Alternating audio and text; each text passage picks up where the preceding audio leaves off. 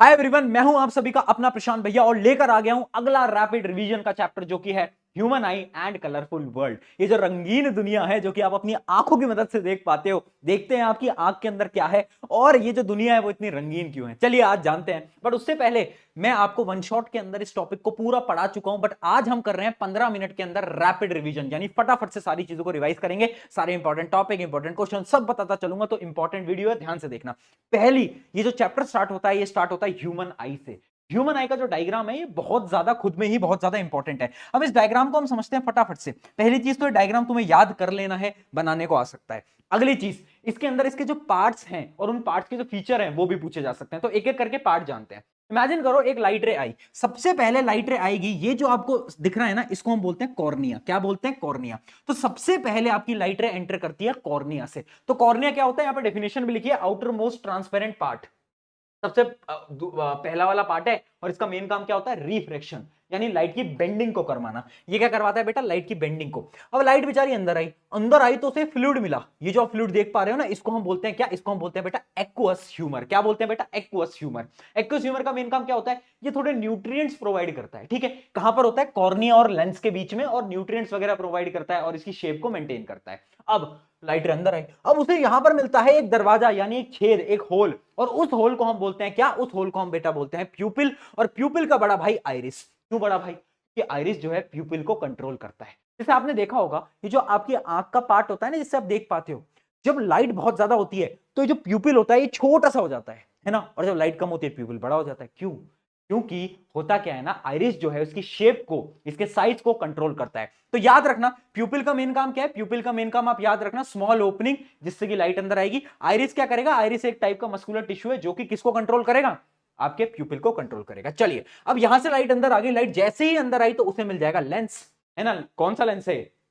देख के पता नहीं चल रहा? अरे कॉन्वेक्स लेंस भाई, पढ़ा तो था पिछले चैप्टर में। ये आपका कॉन्वेक्स लेंस क्या करेगा? लाइट को कन्वर्ज करेगा। बट लेंस के भी बड़े भाई हैं। कौन है बड़ा भाई? ये आप ऊपर देख पा रहे होगे, ये हैं आपके सिलेरी मसल्स। क्या है? ये हैं आपके ciliary muscles. Ciliary muscles basically क्या होते हैं ना, ये लेंस की फोकल लेंथ को बदलते हैं, और इसी प्रोसेस को हम अकोमोडेशन ऑफ आई बोलते हैं, आगे हम पढ़ेंगे भी। बट ये जो है कंट्रोल करके रखते हैं कि लेंथ मोटा होगा पतला होगा। कौन कंट्रोल करेगा? Ciliary muscle.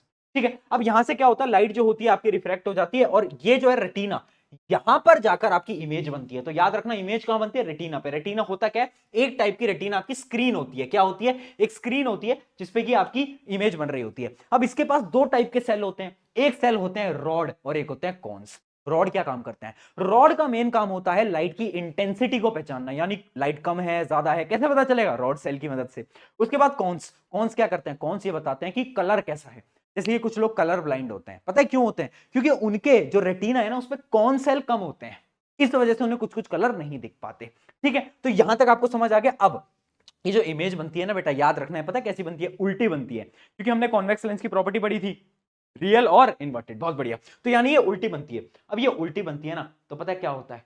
ब्रेन पे इस इमेज को लेके जाती है ऑप्टिकल नर्व। ऑप्टिकल नर्व का मेन काम क्या? ऑप्टिकल नर्व का है इंफॉर्मेशन को कहां पर लेके जाना? रेटिना से ब्रेन तक लेके जाना। और ब्रेन क्या करता है?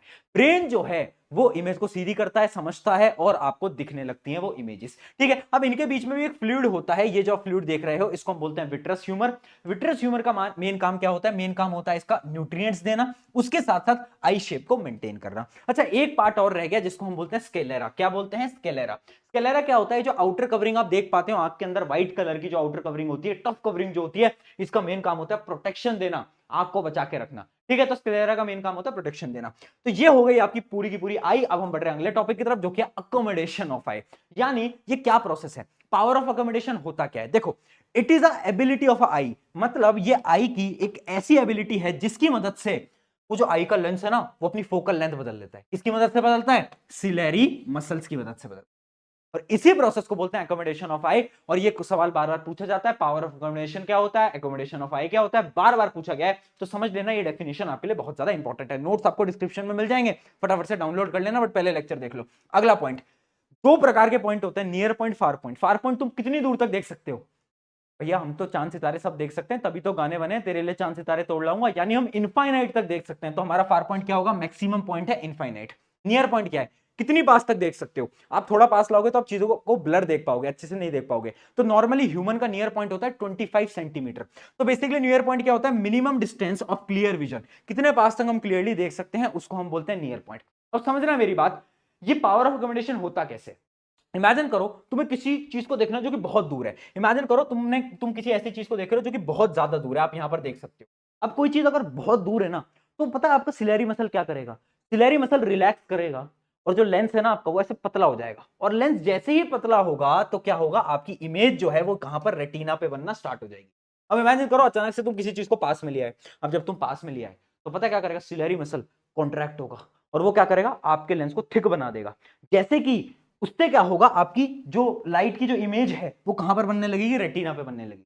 तो यानी सिलेरी मसल कभी थिक कर देता है, कभी थिन कर देता है, और इसी प्रोसेस को हम बोलते हैं पावर ऑफ अकोमोडेशन। याद रखना, जब दूर का देख रहे हो थिन हो जाएगा लेंस, और जब पास का देख रहे हो थिक हो जाएगा लेंस। ये पॉइंट याद रखना। चलिए आगे बढ़ते हैं अगले टॉपिक की तरफ, जो कि one of the most important topic यहां पर लिखा भी है, जो कि डिफेक्ट्स ऑफ विजन। एक एक करके सारे डिफेक्ट जानते हैं। सबसे पहले आ जाता है मायोपिया। मायोपिया को बोलते हैं नियर साइटेडनेस। याद करने का तरीका बता देता हूं। मायोपिया में MY आता है, यानी माय, यानी ये मेरी प्रॉब्लम है। इमेजिन करो तुम्हारी प्रॉब्लम है, यानी तुम एक बच्चे हो, तुम स्कूल के अंदर लास्ट वाली बेंच पे बैठते हो और तुम्हें ना बोर्ड पे क्लियरली दिख नहीं पाता टीचर क्या पढ़ा रहे हैं। तो तुम्हें याद रखना है मायोपिया यानी मेरी प्रॉब्लम। मेरी प्रॉब्लम क्या है? मुझे ना दिख नहीं पाता सर क्या लिख रहे हैं। तो यानी इस प्रॉब्लम के अंदर आपको दूर का नहीं दिखाई देता, जबकि पास का दिखाई देता है। किताबें तो पढ़ लेते हो बट दूर का नहीं दिखाई देता ना। तो यानी तुम्हारी प्रॉब्लम, माय प्रॉब्लम, यानी क्या है?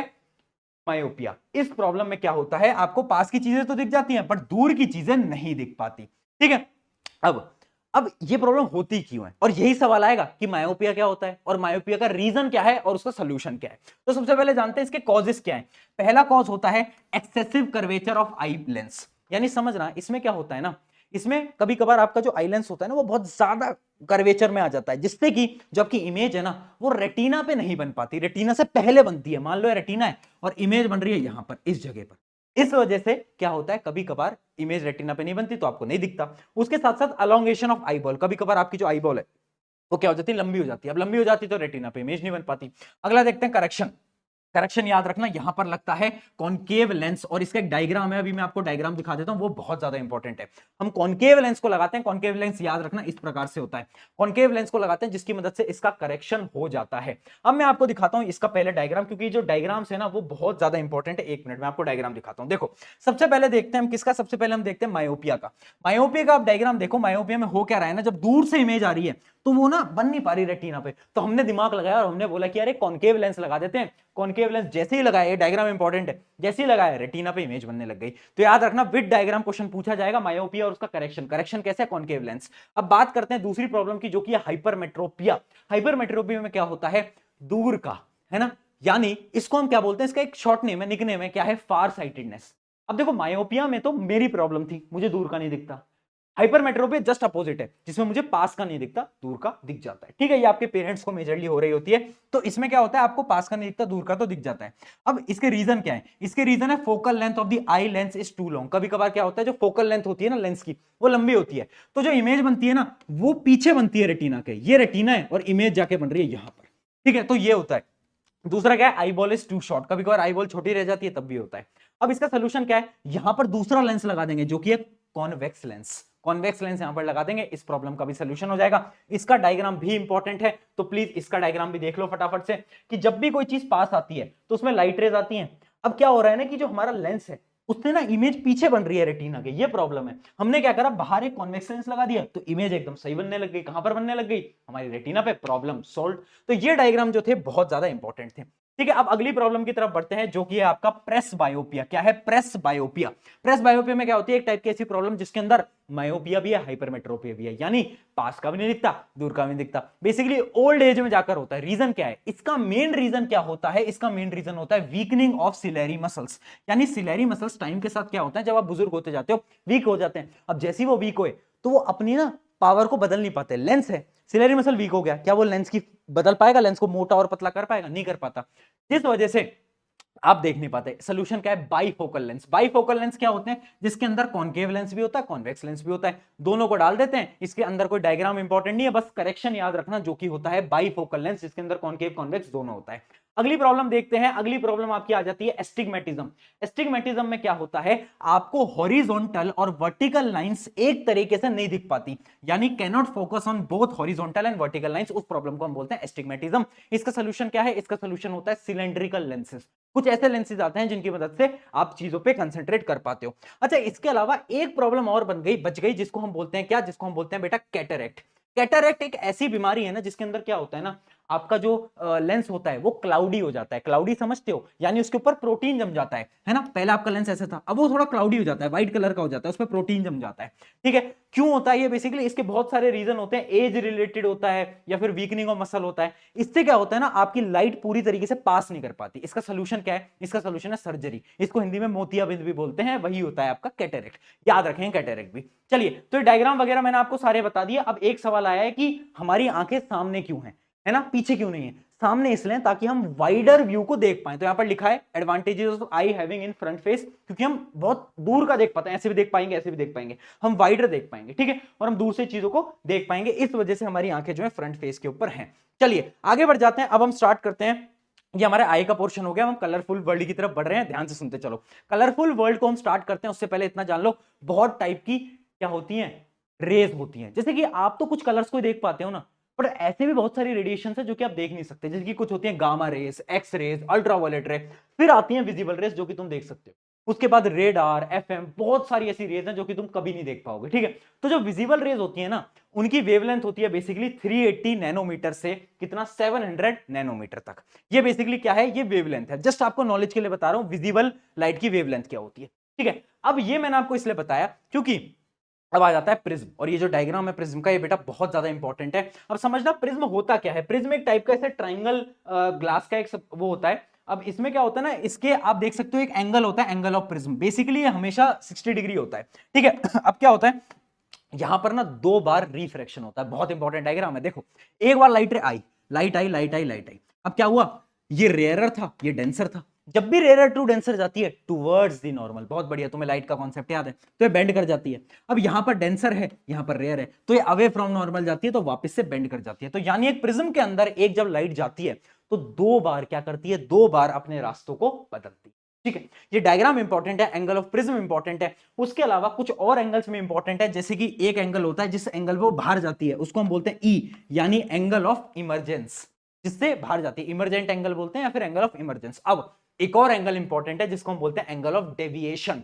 वो क्या होता है, देखो, अगर बीच में प्रिज्म नहीं आया होता तो मेरी ये लाइट रे ऐसे जाते जाते जाते जाते जाते जाते जाते जाते पहुंच जाती है ना, बट प्रिज्म आया तो मेरी लाइट ऐसे जा रही है। तो अब हम देखेंगे कि इन दोनों के बीच में क्या एंगल है, और उस एंगल को हम बोलेंगे एंगल ऑफ डेविएशन।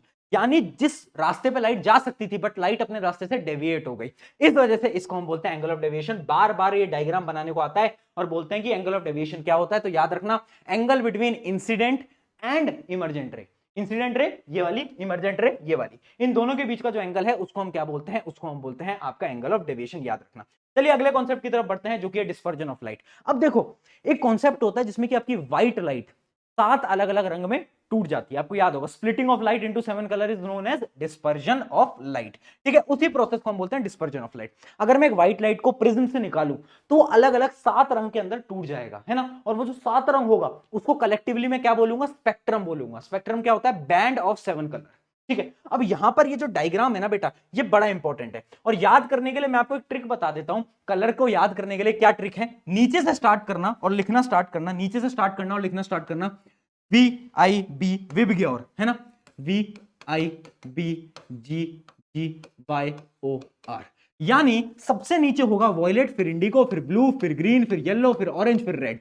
ऐसे याद करो विबग्योर, है ना। क्योंकि ये क्वेश्चन सैंपल पेपर के अंदर भी आया हुआ है, आप देख सकते हो सीबीएसई के सैंपल पेपर के अंदर। क्योंकि इसके अंदर ये डायग्राम बोला और बोला कि जब डिस्पर्जन होता है एक प्रिज्म की वजह से तो सबसे नीचे कौन सा कलर होता है, सबसे ऊपर कौन सा कलर होता है। तो नीचे होता है वॉयलेट और सबसे ऊपर होता है आपका रेड, जो कि आप याद कर सकते हो विबग्योर से। अब ऐसा क्यों होता है, ऐसा इसलिए होता है क्योंकि रेड की वेवलेंथ सबसे ज्यादा होती है, वॉयलेट की वेवलेंथ सबसे कम होती है। तो जिसकी वेवलेंथ बेटा सबसे ज्यादा है ना, वो कम डेविएट होगा, वो कम मुड़ेगा। यानी आप देख सकते हो सबसे कम कौन डेविएट हुआ है अपने पाथ से, वो हुआ है रेड, जबकि सबसे ज्यादा कौन हुआ है, वो हुआ है वॉयलेट। तो जिसकी वेवलेंथ, याद रखना, जिसकी वेवलेंथ ज्यादा उसका डेविएशन कम, और जिसकी वेवलेंथ कम, उसका डेविएशन ज्यादा है। बहुत इंपॉर्टेंट है, बार बार ये सवाल पूछा जाता है। आई होप आपको यहां तक समझ में आ गया होगा कि डिस्पर्जन क्या होता है और कैसे हम याद कर सकते हैं विबग्योर को। चलिए आगे बढ़ जाते हैं। अब आ जाता है हमारा एक और कॉन्सेप्ट जो कि न्यूटन एक्सपेरिमेंट। अब न्यूटन बाबा ने क्या बोला कि आप अगर एक प्रिज्म के आगे, अगर आप एक प्रिज्म के आगे एक और उल्टा प्रिज्म लगा दोगे तो वापस से व्हाइट लाइट मिल जाएगी। यानी मैंने करा, अब ये व्हाइट अलग अलग 7 कलर के अंदर फैल गया, अगर सामने उल्टा प्रिज्म होगा तो वापस से लाइट जुड़ जाएगी और एक व्हाइट लाइट वापस से बन के बाहर आ जाएगी। तो इसको हम बोलते हैं न्यूटन्स लॉ, जो कि ये बोलता है कि recombination of white light, white light पहले फैली फिर वापस से रिकंबाइन होकर व्हाइट के अंदर कन्वर्ट हो गई। ठीक है, अब देखना, अब आ रहा है बहुत ज्यादा इंपॉर्टेंट कॉन्सेप्ट जो कि है नेचुरल स्पेक्ट्रम ऑफ रेनबो। जो रेनबो बनता है हमारे अंदर, हमारी धरती के अंदर, पृथ्वी के अंदर, वो कैसे बनता है और इसका डायग्राम बेटा बार बार पूछा जाएगा पेपर के अंदर, यहीं से ही सवाल आएगा। देखो क्या होता है, इसके अंदर 3 कॉन्सेप्ट होते हैं। सनलाइट आती है, डायग्राम इंपॉर्टेंट है, सनलाइट आती है। अब यहां पर क्या होगा, ये बूंद है, ये ड्रॉप है, पानी की ड्रॉप, पानी की drop act like a prism, यहां पर होगा डिस्पर्जन। स्प्लिटिंग ऑफ सबसे पहले होगा यहां पर डिस्पर्जन, याद रखना सबसे पहले हो जाएगा इस पॉइंट पर डिस्पर्जन, अलग अलग रंग के अंदर टूट जाएगा। अब यहां पर होगा बेटा क्या, रिफ्लेक्शन, देख सकते हो रिफ्लेक्शन होगा। अब यहां पर रिफ्लेक्शन होगा और यहां पर होगा रिफ्रैक्शन, क्या होगा, रिफ्रैक्शन, याद रखना है ना। यहां पर हुआ डिस्पर्जन, इसके बाद क्या हुआ, रिफ्लेक्शन, फिर हुआ रिफ्रैक्शन, ये इंपॉर्टेंट है। ठीक है, तो आप देख सकते हो सनलाइट आई, पहले अलग अलग रंग में बट गई, फिर वो रिफ्लेक्ट करती है, फिर क्या करती है, फिर वो रिफ्रैक्ट करती है, और इस वजह से आपको रेनबो जो है वो दिख पाता है। अब इसको आप अपनी भाषा के अंदर समझा सकते हो कि एक ड्रॉपलेट होती है, व्हाइट लाइट आती है, वो डिस्पर्स करती है 7 रंग के अंदर, फिर रेन ड्रॉपलेट के अंदर रिफ्लेक्ट करती है और वापस आती है और फिर रिफ्रैक्ट करती है और आपको रेनबो देखने को मिल सकता है। तो पूरे के पूरे यहां पर लिखा भी हुआ है। और याद रखना रेनबो कब फॉर्म होता है, जब आपके इन्वायरमेंट के अंदर पानी की वाटर ड्रॉपलेट्स हों, है ना, सस्पेंडेड वाटर ड्रॉपलेट्स हों, अगर वो नहीं होगा तो रेनबो नहीं बनेगा। ठीक है, चलिए आगे बढ़ जाते हैं, आगे बढ़ जाते हैं। अच्छा एक पॉइंट और याद रखना, रेनबो ना हमेशा सूरज की दूसरी तरफ बनता है, अपोजिट साइड बनता है ना, ये पॉइंट हमेशा याद रखना, है ना, कि हमेशा सूरज होता है सामने, आपका रेनबो बनता है अपोजिट साइड में बनता है। अब देखते हैं एटमॉस्फेरिक रिफ्रैक्शन क्या होता है। देखो रिफ्रैक्शन बेसिकली आपको पता है बेंडिंग ऑफ लाइट है ना। अब क्या होता है ना, जब एक लाइट रे आती है ना, कहां से, दूसरे ब्रह्मांड से आ रही है ना, गैलेक्सी से आ रही है, स्पेस से आती है एक लाइट, तो बीच में क्या होता है, जैसे अर्थ के अंदर एंट्री होती है तो अर्थ के अंदर बहुत सारे क्या हैं, पार्टिकल्स हैं। उन पार्टिकल्स की वजह से क्या होता है, लाइट बेंड करने लगती है, बेंड करने लगती है, क्योंकि आपको बताया था रिफ्रैक्शन क्यों होता है, जब आपके पार्टिकल्स, जो आपका जो इन्वायरमेंट होता है वो बदलने लगता है, जैसे एयर टू ग्लास। सिमिलरली जब बहुत सारे चीजें आने लगती हैं बीच में तो लाइट जो होती है वो बेंड करने लगती है, और उसी प्रोसेस को हम बोलते हैं एटमॉस्फेरिक रिफ्रैक्शन, याद रखना। और इसके कुछ एग्जांपल्स हैं, जैसे कि स्टार क्यों ट्विंकल करता है, ट्विंकल ट्विंकल लिटिल स्टार बोलते हैं ना, क्यों, क्योंकि इसका रीजन ये है स्टार बहुत ज्यादा दूर है, तो स्टार में से जो लाइट आती है उसमें एटमॉस्फेरिक रिफ्रैक्शन होता है, जिस वजह से हमें ऐसा लगता है कि स्टार जो है वो क्या कर रहा है, स्टार ट्विंकल कर रहा है। उसके अलावा एक्चुअली में जो स्टार आपको लगता है ना, स्टार मतलब देखो इमेजिन करो स्टार यहां पर है, स्टार एक्चुअली में यहां पर है, बट स्टार की लाइट रिफ्रैक्ट होकर आपको यहां तक पहुंच रही है, तो आपको लगता है कि स्टार ऊपर है, यानी जो स्टार आपको दिखता है ना, एक्चुअली में वहां पर स्टार नहीं है, स्टार उससे नीचे है। और ये भी किसकी वजह से, एटमॉस्फेरिक रिफ्रैक्शन की वजह से, है ना। उसके अलावा और भी कॉन्सेप्ट है कि डिले सनराइज, डिले सनसेट, यानी आप जब सूरज देख पाते हो ना, जब सनराइज हो रहा होता है, आप सूरज उगने से 2 मिनट पहले ही देख लेते हो। कैसे देख लेते हो, सूरज नीचे होता है पर सूरज की लाइट जो होती है वो रिफ्लेक्ट होकर आप तक पहुंच जाती है, बट आपको लगता है कि जो है सूरज वो उग चुका है। सेम केस होता है किसके अंदर, जब आपका सूरज डूब रहा होता है। तो ये हो गया आपका delayed sunset and delayed sunrise का कॉन्सेप्ट। ठीक है, अब एक सवाल आ जाता है कि जो प्लेनेट होते हैं वो ट्विंकल ट्विंकल क्यों नहीं करते, क्योंकि देखो पहली चीज जो होती है ना, प्लैनेट्स जो है ना आपके, वो हमसे उतना दूर नहीं है। ठीक है, तो इसका क्या है, प्लैनेट्स आर क्लोजर, जबकि जो आपका जो स्टार है वो बहुत दूर है, तो जिस वजह से रिफ्रैक्शन बहुत ज्यादा होता है, जबकि प्लैनेट्स जो है वो क्लोजर है, जिसकी वजह से क्या होता है, यहां पर रिफ्रैक्शन, एटमॉस्फेरिक रिफ्रैक्शन उतना नहीं होता। अगला और आखिरी कॉन्सेप्ट इस चैप्टर का आ जाता है scattering of light. Scattering of light क्या बोलती है, जब एक लाइट आती है और छोटे छोटे पार्टिकल होते हैं ना, तो लाइट जो है ना अलग अलग डायरेक्शन में क्या करती है, स्कैटर कर जाती है, टूट जाती है। जैसे इमेजिन करो एक लाइट रे आ रही है, अब यहां पर बहुत सारे छोटे छोटे पार्टिकल हैं, इसकी वजह से अलग अलग डायरेक्शन में क्या कर जाएगी, आपकी जो लाइट रे है वो टूट जाएगी, फैल जाएगी, है ना। और इसी प्रोसेस को हम बोलते हैं स्कैटरिंग। यानी स्कैटरिंग क्या होता है, जब आपका एक पार्टिकल सामने आ जाता है तो क्या करता है, वो पार्टिकल जो है उस लाइट रे को क्या करा देता है, अब्सॉर्ब करके वापस से रीअब्सॉर्ब कर देता है और हर जगह पर फैला देता है। तो बेसिकली ये भी एक टाइप का स्प्लिटिंग ऑफ लाइट ही है, लाइट अलग अलग जगह क्या करती है, फैल जाती है, उस प्रोसेस को हम बोलते हैं स्कैटरिंग ऑफ लाइट। ठीक है, अब इसके एग्जांपल्स क्या हैं। पहली चीज आप देख सकते हो, जब सूरज उगता है सुबह सुबह तो हमेशा आपको लाल कलर का दिखता है ना, और आपने देखा है आपका जो स्काई है वो ब्लू है। क्यों है ब्लू? क्योंकि लाइटें आती हैं, ठीक है, लाइटें आती हैं, व्हाइट लाइट आती है। अब व्हाइट लाइट आई, जैसे ही वो हमारे इन्वायरमेंट के अंदर घुसी, जैसे इमेजिन करना ये आपकी पृथ्वी है, ये व्हाइट लाइट आई, अब ये पृथ्वी के इन्वायरमेंट के अंदर घुसी, तो जैसे ही वो घुसी तो स्कैटरिंग ऑफ लाइट होने लगेगी। सबसे पहले कौन स्कैटर होगा? जो सबसे कमजोर होगा। सबसे कमजोर कौन था? याद करो, विबग्योर में, जिसकी वेवलेंथ सबसे कम थी। यानी ये याद रखना, विबग्योर जो है वो बड़ा इंपॉर्टेंट है, ठीक है। सबसे कम वेवलेंथ होती है वॉयलेट, इंडिगो, ब्लू। तो यानी ये जो कलर है स्कैटर कर जाते हैं, ये डर जाते हैं और ये पूरी जगह फैल जाते हैं। इस वजह से आपका जो स्काई है वो पूरा आपको ब्लू कलर का दिखता है, ठीक है, ब्लू कलर का। बट जब सनराइज या सनसेट होता है तो स्काई कैसा दिखता है? रेड कलर का दिखता है। क्यों? क्योंकि जब सनराइज या सनसेट होता है तो आपका सूरज जहां होता है तो लाइट को बहुत दूर तक ट्रेवल करके आना होता है ना, बहुत दूर तक। अब यहां पर ब्लू कलर तो पहले ही स्कैटर हो गया, ब्लू के बाद बारी आती है किसकी? ग्रीन, येलो, फिर बच जाता है रेड। तो इस वजह से रेड यहां पर आकर क्या हो जाता है? स्कैटर होना स्टार्ट करता है। इस वजह से आपको दिखता है कि आपका जो स्काई है वो रेड हो गया है। कब? जब सनराइज है फिर सनसेट है, ठीक है। तो ब्लू और रेड क्यों होता है ये मैंने आपको बता दिया है, ये वेरी इंपॉर्टेंट है, क्वेश्चन इसके अंदर पूछ लेता है। लास्ट कॉन्सेप्ट आ जाता है टिंडल इफेक्ट। टिंडल इफेक्ट क्या होता है बेटा?